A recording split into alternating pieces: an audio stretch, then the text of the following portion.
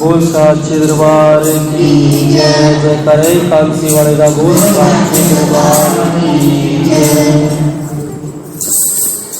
गुरु प्यारी साध संगत जी, कबीरदास जी महाराज का एक बड़ा छोटा सा शब्द है। आज दिवस लेऊं बलिहारा, मेरे घर आया राम का प्यारा। बड़ा प्यारा शब्द है। हम अक्सर गाते भी हैं, पर आज हम इस पर विचार करेंगे कि गुरु महाराज जी किसको प्यारा कह रहे हैं और किस पर बलिहार जा रहे हैं। आप कहते हैं कि मैं आज के दिन पर बलिहार जाता हूँ, वार वार जाता हूँ कि मेरे घर में, मेरे आंगन में मालिक का कोई प्यारा जीव आकर बैठा है।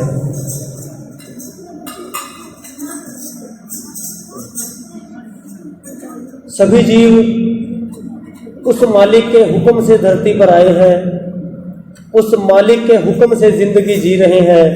उसकी मर्जी के बिना पत्ता भी नहीं हिलता। लेकिन आप कह रहे हैं कि मुझे खुशी तब हुई जब उस मालिक का प्यारा कोई भजन सुमिरन करने वाला जीव मेरे आंगन, मेरे बेहड़े में आकर बैठा। आप सभी अपना कीमती समय निकालकर सत्संग में बैठे हैं, मालिक के इस दरबार में बैठे हैं, तो आज मालिक कितने खुश हैं। उसी खुशी में यह शब्द उन्होंने लिखा है कि मैं आज के दिन को बलिहार जाता हूँ कि मेरे घर आंगन में मालिक का प्यारा कोई जीव आकर बैठा है।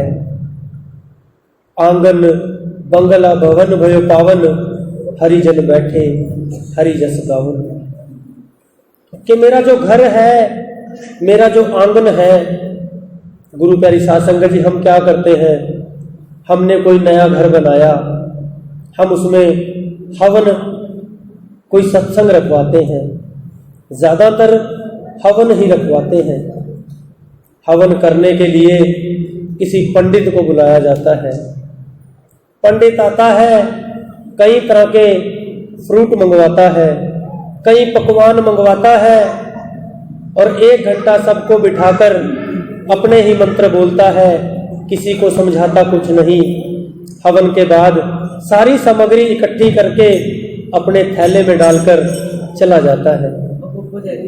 लेकिन हमने विचार ही नहीं किया कि वो जो हवन था, वहां पर तो संतों की वाणी का प्रचार होना चाहिए था, संतों का सत्संग होना चाहिए था, संतों के संगत की चरण धूली उस घर में पड़नी चाहिए थी। लेकिन हमने क्या किया। आप यही फरमा रहे हैं कि मेरा आंगन, मेरा जो बंगला है, वो आज पवित्र हो गया है। क्यों पवित्र हो गया है? क्योंकि मेरे घर में मालिक के प्यारे जीव आकर बैठे हैं। और क्या कर रहे हैं? हरिजन बैठे हरि जस गावन। कि वो परमात्मा के जीव, उसका भजन सुमिरन करने वाले जो संत महात्मा हैं, वो मेरे घर में बैठकर उस मालिक का गुणगान कर रहे हैं। धन है वो धरती जहाँ पर वो संत पैदा होते हैं। धन है वो धरती जहाँ पर वो अपना प्रचार करते हैं और संगत को उस परम पिता परमात्मा के चरणों में जोड़ते हैं। वाणी में आप फरमाते हैं, सातरती पई हरियावली, कि वो धरती हरी भरी है। किस तरह से? सुखों और आनंदों से, जहाँ पर उस परम पिता परमात्मा का प्यारा जीव आकर बैठता है। आप आगे क्या फरमा रहे हैं? करूं दंडवत चरण पखारूं, कि मैं उन संतों के चरणों पर दंडवत वंदना करता हूँ। दंडवत वंदना कैसे? हाथों को जोड़कर और मैं लंबा लेटकर उनके चरणों में वंदना करता हूँ। तन मन धन उन ऊपर वारूं। आप कहते हैं कि मैं अपना तन मन और धन उन संतों पर वार देता हूँ। अब हम विचार करते हैं कि हम अपना तन मन और धन संतों पर किस प्रकार न्यौछावर कर सकते हैं। तन, गुरु प्यारी साध संगत जी, 9 द्वारे बाहर के हैं, 2 कानों के सुराख हैं, 2 नाक के सुराख हैं, 1 हमारा मुंह है और 2 इंद्रियों के सुराख हैं। ये 9 दरवाजे हमारे बाहर को खुलते हैं, लेकिन इनके अंदर मैल ही मैल भरी हुई है। कानों में देखो किस तरह मैल निकलती है, मुंह से किस तरह हमारे बदबू आती है, आंखों में किस प्रकार से गिड़ निकल रही है, मैल निकल रही है, और इंद्रियों का सबको पता है। विचार करो, जितने हमारे शरीर के बाल हैं सबके अंदर उतने सुराख हैं। अगर सुराख ना होते तो हमारे शरीर में से बाल बाहर ही नहीं आ सकते थे, और हमें खुद के पसीने से कितनी बदबू आती है। फिर भी वो परमपिता परमात्मा इसके अंदर बैठा है और वो क्या कह रहा है कि तन तुम अपना सफल कर सकते हो, किस तरह? संतों की सेवा करके। अब संतों की पर्सनल सेवा तो कोई भागों वाला जीव करेगा। हम कैसे संतों की सेवा कर सकते हैं? उसकी संगत की सेवा करके, उसके जो स्थान है वहां झाड़ू पोछा लगाकर, उसकी आई हुई संगत के बैठने के लिए कहीं दोसाला बिछाकर, कहीं मैट बिछाकर। यह तन की सेवा हो गई।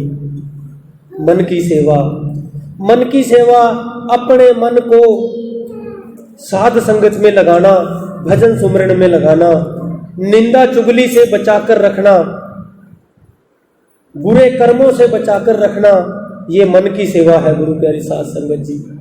धन की सेवा, धन की सेवा तो कोई भागों वाला करेगा।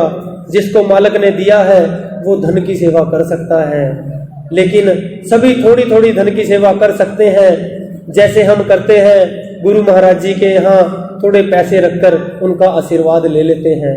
अरे वो कुल मालिक है, हम उनको क्या दे सकते हैं? हम मंदिर में गए, अरदास की, ऐ मालिक मेरा ये काम बन जाए, मैं 10 रुपए का प्रसाद चढ़ाऊंगा।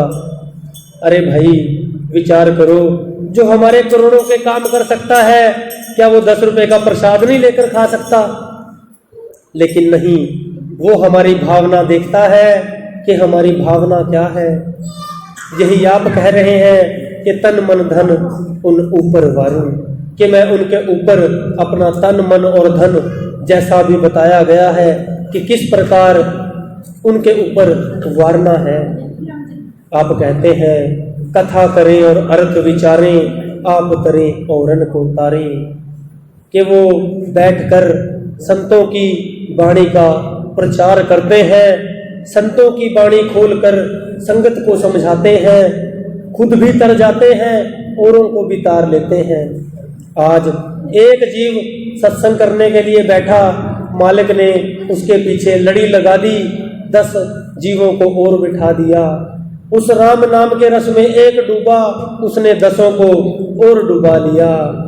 और राम नाम का रस तो ऐसा है, नाम कुमारी नाल का चढ़ी रहे दिन रात, कि नाम का नशा जिसको चढ़ गया उसको और किसी नशे की जरूरत ही नहीं रहती। कह रविदास मिले निज दासा, जन्म जन्म के काटे पासा।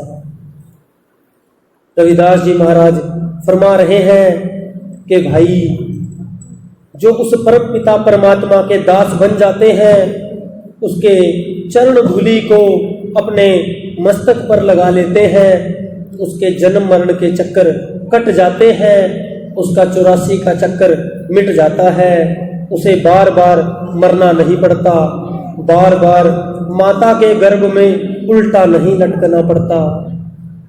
वो उस परम पिता परमात्मा के चरणों में जाकर उसके उस स्थान पर पहुंच जाता है। जैसा रविदास जी महाराज ने एक जगह फरमाया है, बेगमपुरा शहर को नाओ, कि वो कैसा शहर है बेगम, जहां पर कोई दुख नहीं, कोई गम नहीं, वहां पर खुशी ही खुशी है। वहां वो परमपिता परमात्मा के हंस रूपी आत्मा बैठकर उस परमपिता परमात्मा का गुणगान कर रही है, आनंद में आनंद विभोर हो रही है। तो गुरु प्यारी साध संगत जी, आइए हम भी मिलकर गुरु रविदास जी महाराज जी के इस शब्द से फायदा उठाएं और अपने जीवन को इस प्रकार बनाएं कि जब भी कोई जीव हमारे घर में आए, बड़ी खुशी के साथ उसका आते अपने माथे में त्योड़ी ना पाए, खुशी के साथ मिले, उसका सुख दुख सुने, अपना सुख दुख करें, जितना हो सके मालिक के राम नाम की चर्चा करें, निंदा चुगली से बचें, ताकि हमारा भी मनुष्य जन्म सफल हो सके। बोल साचे दरबार की, गुरु के प्यार की, बोल साचे दरबार की जय।